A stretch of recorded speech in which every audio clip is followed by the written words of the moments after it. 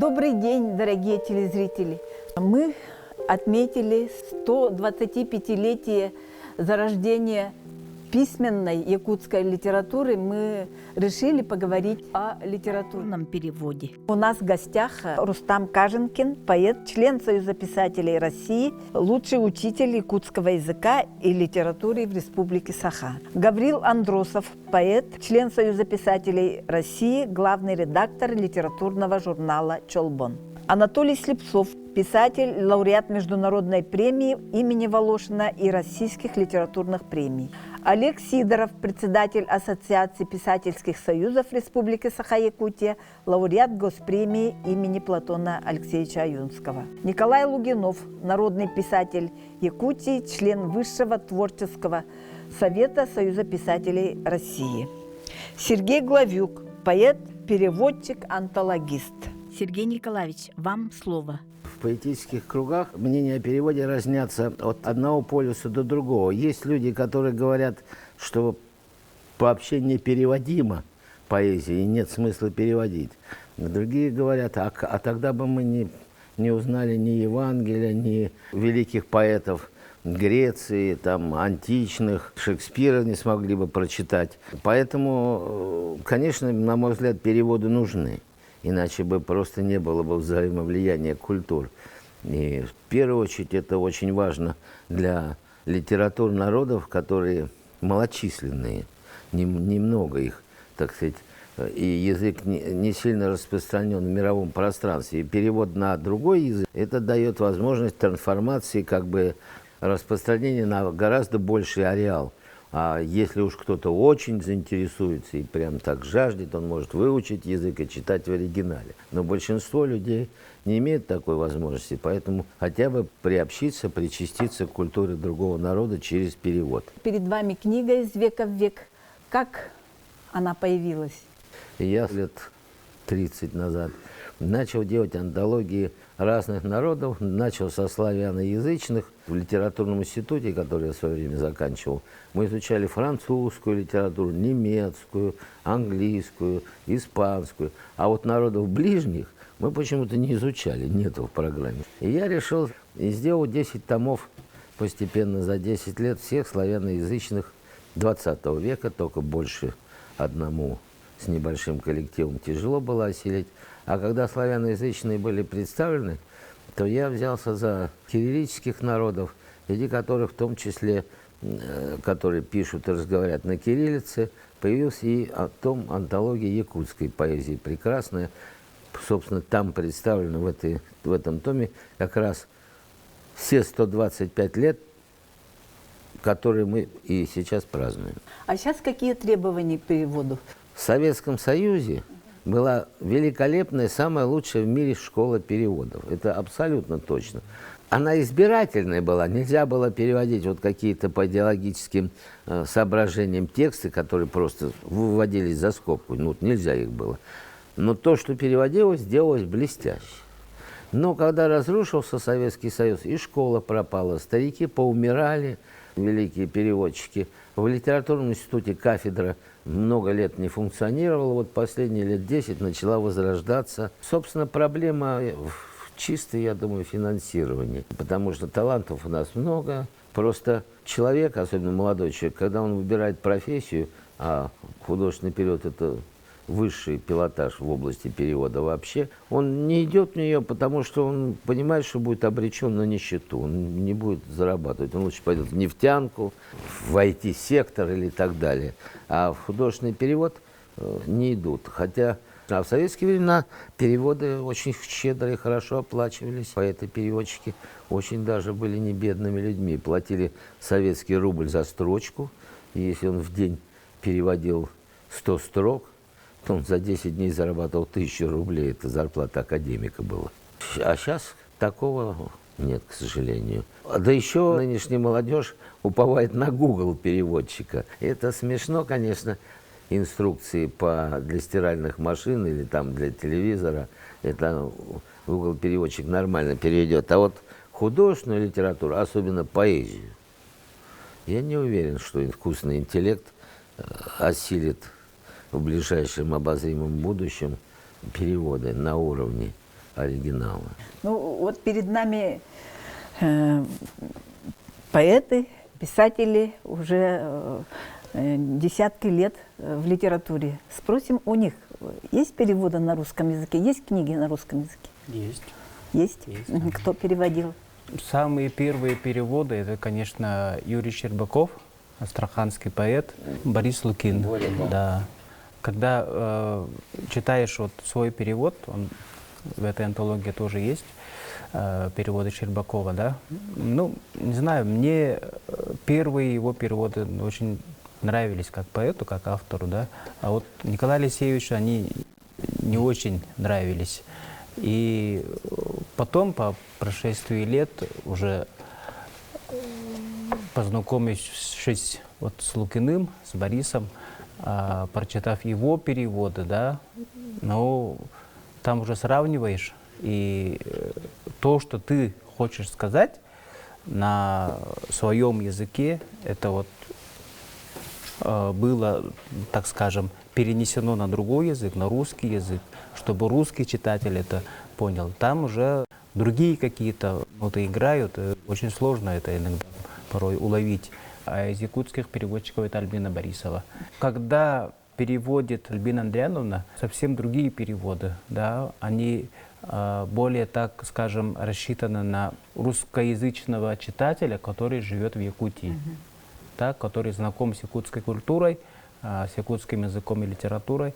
А переводы Лукина и Щербакова, они вот порой, ну, какие-то вот чуждые, вот какие-то вот несвойственные мне порой поэтические моменты возникают, но по истечении уже вот какого-то периода осознаешь, что вот это необходимая тоже вещь, когда перевод делается совершенно на другой язык, не похожий на твой язык, то есть вот тюркский язык, да, самый один из сложных тюркских языков, на славянский язык, тем более такой русский язык, очень богатый язык, и там ведь важно то, что первое, вот как Сергей сказал, это передача поэтического смысла, который автор заложил в произведение. И второй момент – это вот художественная его составляющая. Здесь вот как раз серединку найти, гармонию найти.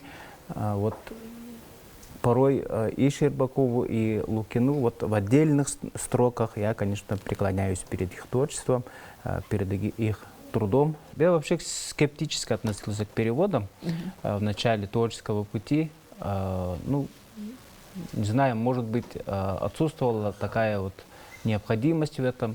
И потом уже, когда мы стали ездить вот, малыми группами, молодые писатели, да, в составе больших делегаций представителей якутской литературы, литературы Якутии, там уже, значит, волей-неволей возникал вопрос о переводах, потому что твои мысли, твое творчество, оно все-таки нуждалось в том, чтобы вот этот народ, хотя бы через русский язык, тот же Татарстан, та же Чувашия, Башкортостан и так далее, да, они были ознакомлены с твоим творчеством. И через твое творчество, оказывается, они ознакомливаются вот, с литературой твоего народа.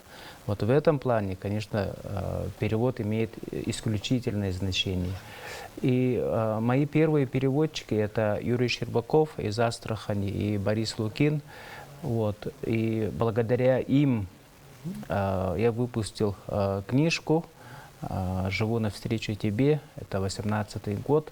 И случилось так, что вот, как любит шутить Николай Алексеевич, некоторые строки из уже переведенных на русский язык произведений, они как-то вот художественно лучше, что ли, чем на оригинале, на языке оригинала.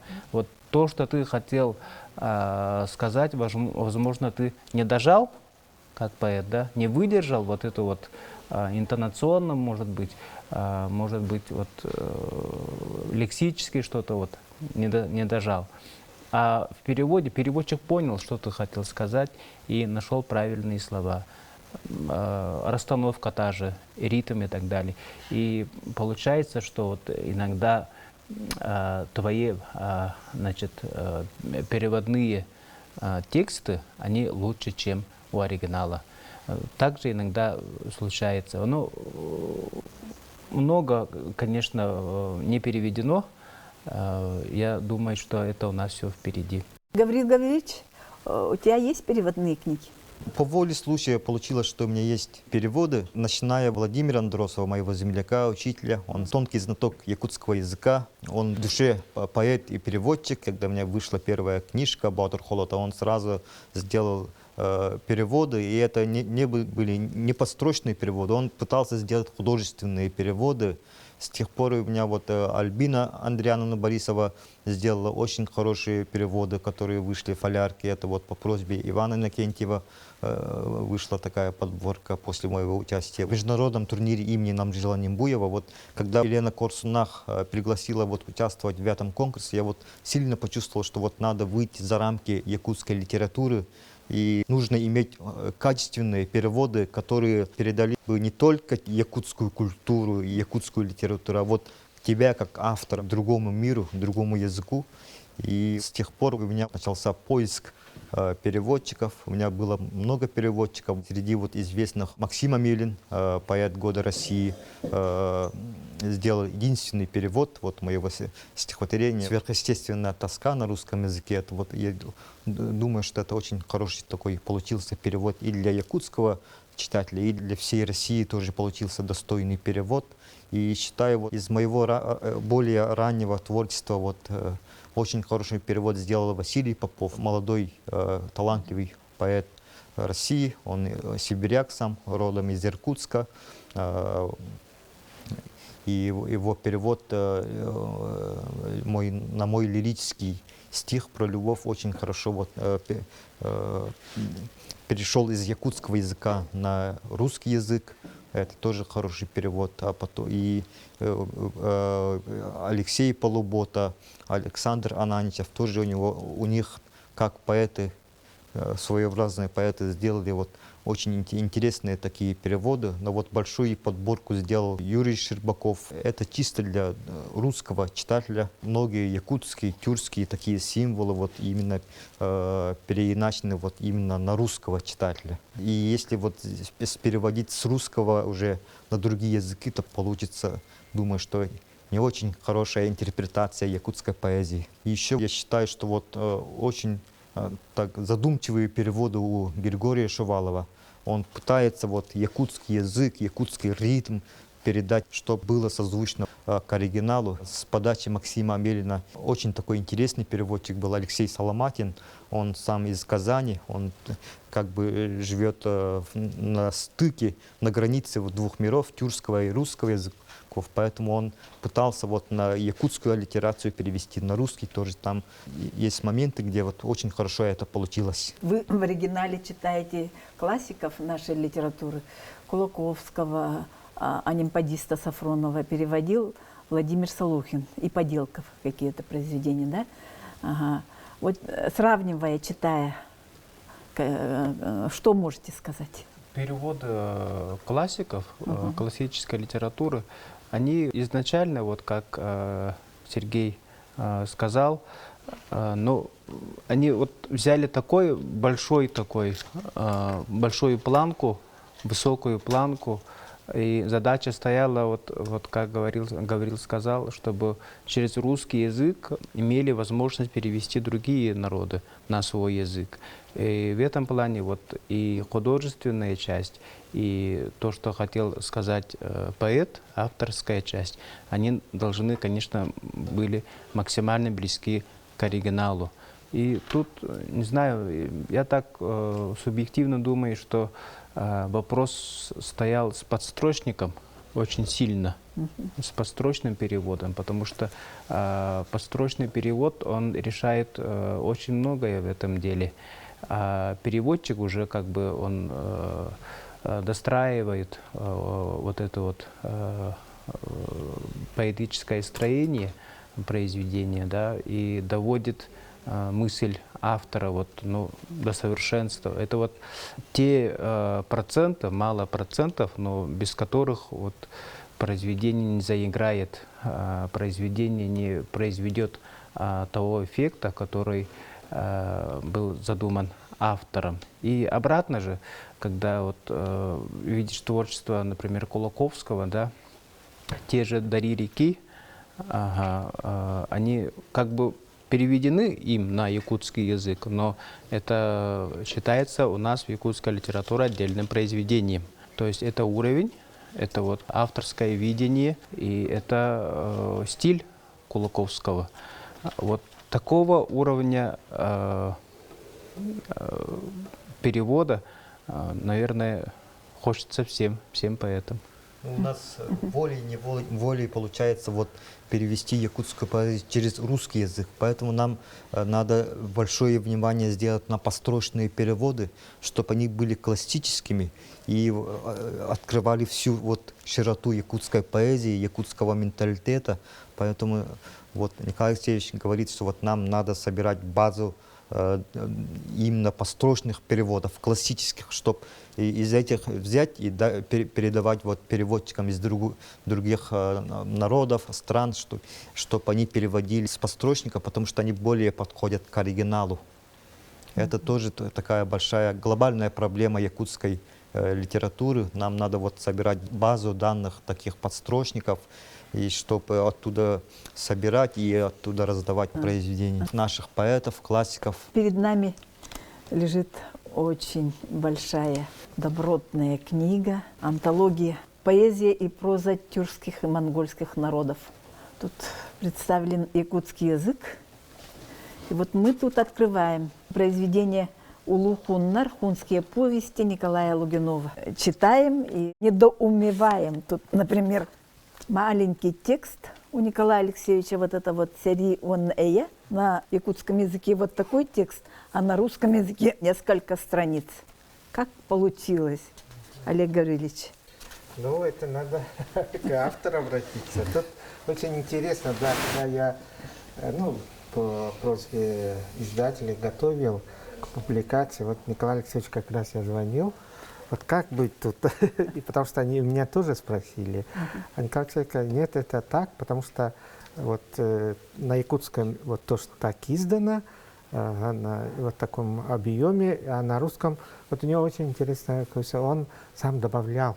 Поэтому я говорю, тогда, Николай Алексеевич, надо вас как со-переводчика, соавтора поставить. И он согласился, и мы же там поставили, что все-таки Николай Алексеевич сам совместно с переводчиком работал над текстом.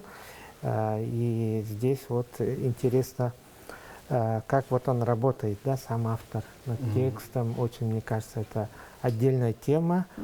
Вот. Ну, это надо вот отдельно с ним поговорить, написать материал можно. Да. Николай Алексеевич, ответьте, пожалуйста. Процесс очень сложный. Я очень много значений придаю переводу на русский язык. Сначала подстрочный перевод, а потом доработка этого подстрочного перевода самим автором, а потом русский переводчик, а потом после русского переводчика опять доработка самим автором, потому что это очень ответственный момент. С русского языка же будут переводить на многие другие языки, как у меня вот многими произведениями последних лет. Вот, например, перевод на немецкий язык «Повеление Чингисхана». И Это вот весь роман, да? Все 3 книги, да, здесь? они такую выжимку сделали. Поэтому от качества перевода зависит очень много. Конечно, это процесс многоэтажный, можно сказать. Поэтому в этом процессе может быть что-то дополняться, а что-то может и опускаться. Потому что все-таки суть на якутском тексте есть основа. Но русский текст – это как бы не только перевод, но и уточнение, дополнение. а это вынужденное действие, потому что конечный итог – это читатель же, чтобы ему было понятно. Поэтому надо адаптировать под этого читателя, который не знаком с бытом якутской жизни. Это очень ответственный момент, поэтому и получается так. А здесь по якутскому тексту это же понятно. Все знают, поэтому пишется проще, может быть. Вот Николай Алексеевич, у него очень язык тоже очень глубокий. И вот чтобы объяснить вот его одно предложение на русский язык, это полстраницы. Я так, конечно, утрирую, но все-таки вот требует больше слов на русском языке. Потому что это глубина якутского языка и автора. Подтекст Это тоже, автора. конечно, да. Это... Переводить с Лугинова это точно такая сложная штука, как архонские надписи интерпретировать на современные языки. Совершенно верно. То есть это надо русскому читателю уже объяснить, и показать. И вот это. Надо дойти до того периода, откуда написал, и возвращаться с Я новыми думаю, это образами очень интерпретации. интересную тему затронули. Чувство ответственности перед читателем. Не просто переложить такой прямой или поверхностный смысл, но передать глубокий подтекст. А наш язык очень сложный, очень многозначный. И чтобы это передать, конечно, нужно много работать, много проникать. Вообще смысл всякого художественного действия лежит в этом, в расшифровке смыслов, подтекста. Художественное, поэтому и называется художественным. А так, это газетная статья, просто случилось событие, ты описал это событие и пошел дальше. А художественный влечет в себе очень много сложных пониманий и очень много бытовых подробностей. И из этого быта зарождается и целая философия, образ жизни народа, образ мысли народа. Вот что значит художественное произведение. Вот об этом должны думать. У нас как-то в России это нет, а вот у других народов есть это понятие «перевел» и «перепел». То есть перевел – это наиболее близко к тексту, а перепел – это на основании данного произведения сделал практически свое. Ну, например, многие стихи Лермонтова являются, так сказать, поэтическими переводами, такими вольными Гёте, или там Пушкин тоже из французской поэзии черпал, там у Андрея Шенье брал и писал вольные вещи. Весь вечный спор переводчиков верность и точность. В идеале, конечно, должно быть золотое сечение, наиболее близко и наиболее художественно. Но не всегда так получается. Бывает очень художественный текст, но очень далекий от оригинала. А бывает текст очень близкий к оригиналу, а лучше бы не переводил, потому что переводчик в состоянии убить любого самого гениального автора и из графомана сделать гения. Это очень важно, кто и как тебя переводит. Вот мне, допустим, во многих странах довелось бывать на всяких литературных манифестациях, допустим, во Франции. Как-то мои стихи, у меня своих авторских 5, сейчас 6-я книга выходит, вот, вышла, и перевели моих несколько стихотворений. И они читают, я слушаю, это вы меня перевели? Да. Я говорю, да вроде вот у меня в ритму, и ритм другой. А я говорю, а вот это общий смысл мы передали своими словами. Я говорю, нет, спасибо, говорю, больше мне переводить не надо на французский. Вот французская школа перевода в последнее время только так и переводит. У них, на мой взгляд, исчезли переводчики художественные. Я вообще, честно, в западноевропейском мире не вижу поэтов. То есть проза есть, хорошая, публикуется, переводится. А поэты почему-то исчезли. Вот кто может назвать хоть одного за последние 50 лет франкоязычного, немецкоязычного или англоязычного большого поэта?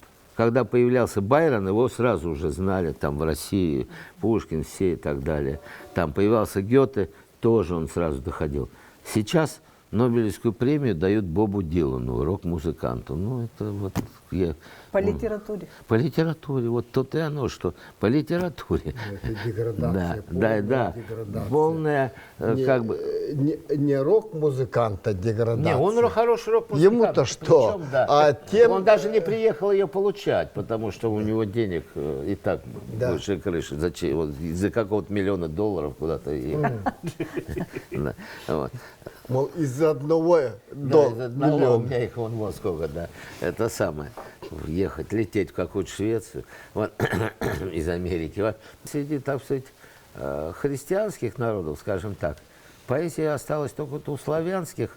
Я не случайно занимался. И еще, конечно, бурлит Латинская Америка. Вот там тоже есть поэтическая сила. В европейском мире куда-то исчезла, я не знаю, ни одного. Ну, после Бертольда Брехта, вы назовите мне немецкого поэта, такого вот большого, которого мы знали, читали, никто не скажет. Писатели есть, там Гюнтер Грасс можно называть, там и другие. И я с Сергеем согласен. Ведь как относятся западные страны, развитые страны к переводу? Это всего лишь как переложение. Не перевод, не восстановление текста, художественного текста в таком глубоком смысле, а просто переложение или, можно сказать, пересказ содержания.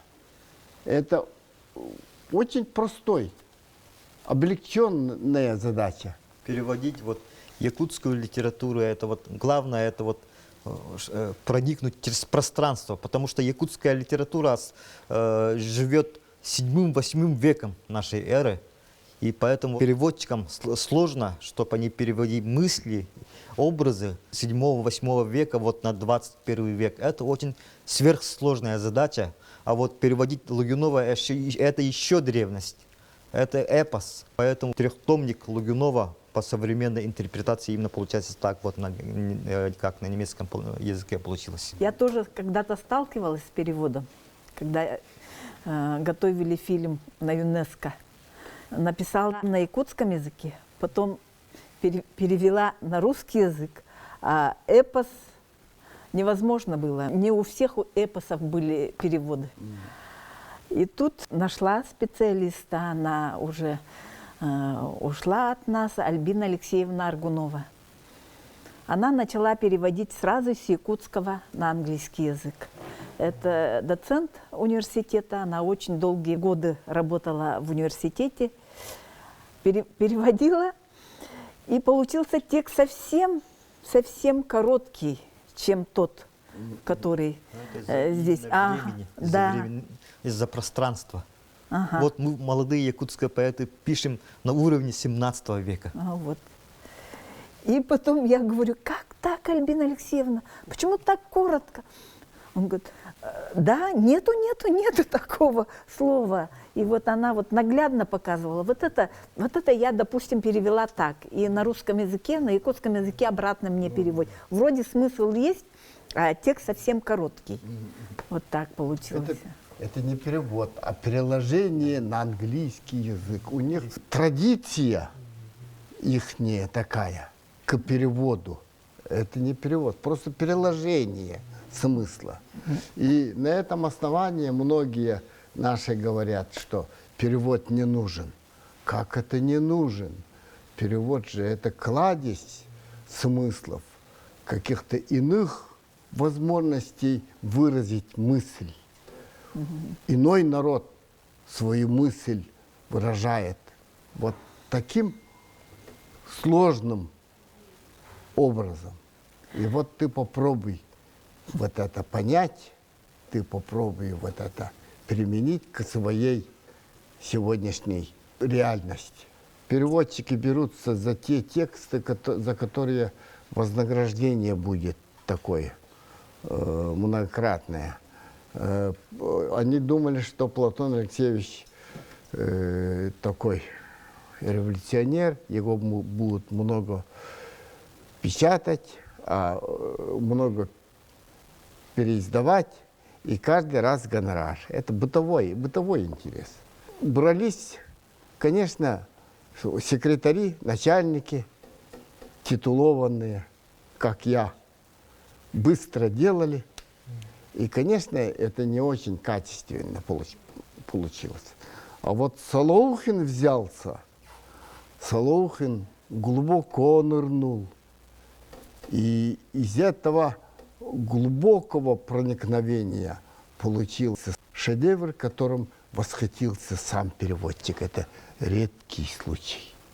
И он не зря же с претензией заявил Семена Данилова: почему и где вы прятали такого гения от нас до сих пор?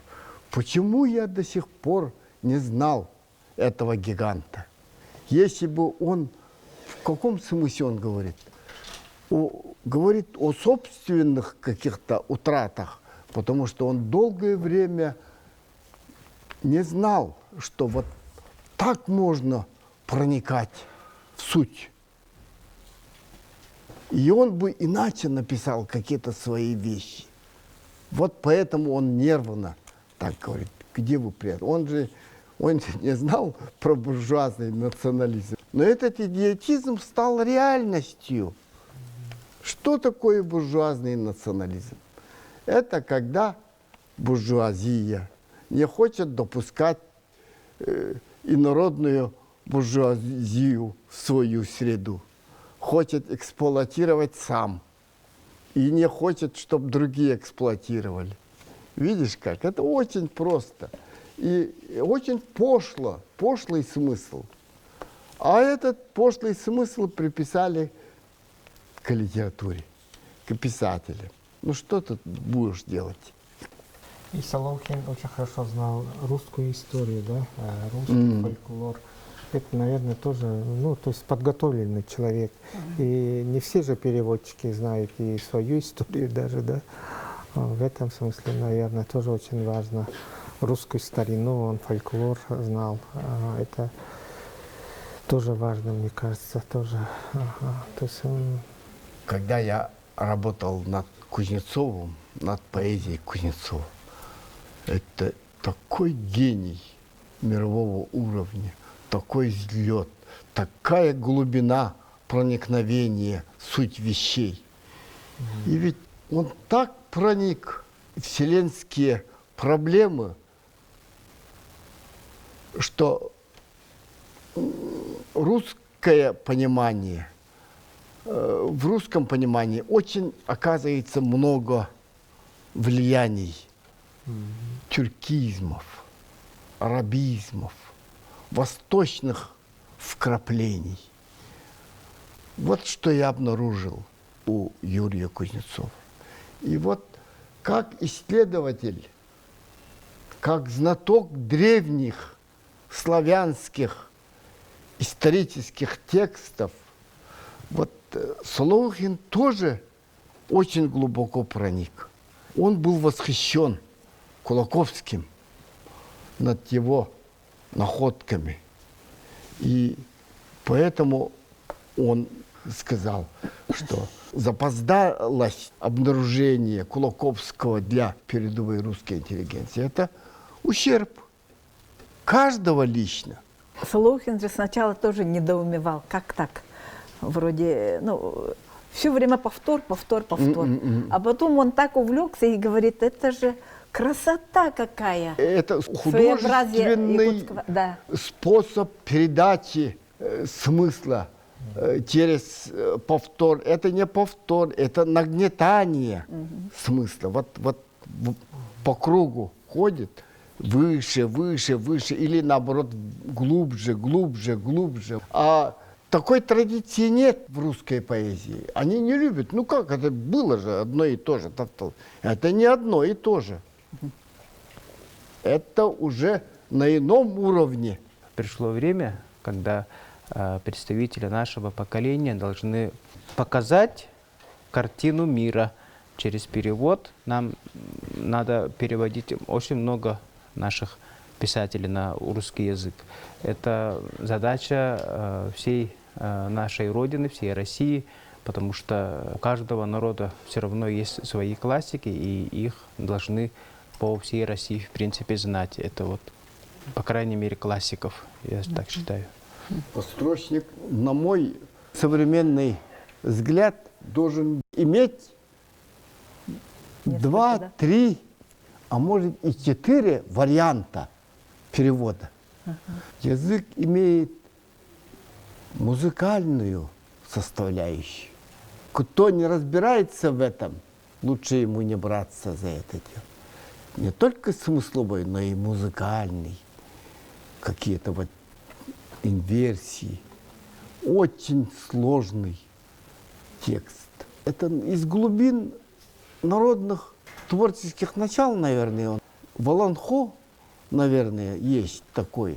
Это же осталось неисследованным. Что я бы хотел молодому поколению? Проникнуть в суть вещей, а не как чайки вы порхаете над пространством. Все это пройдет, все это сметет время.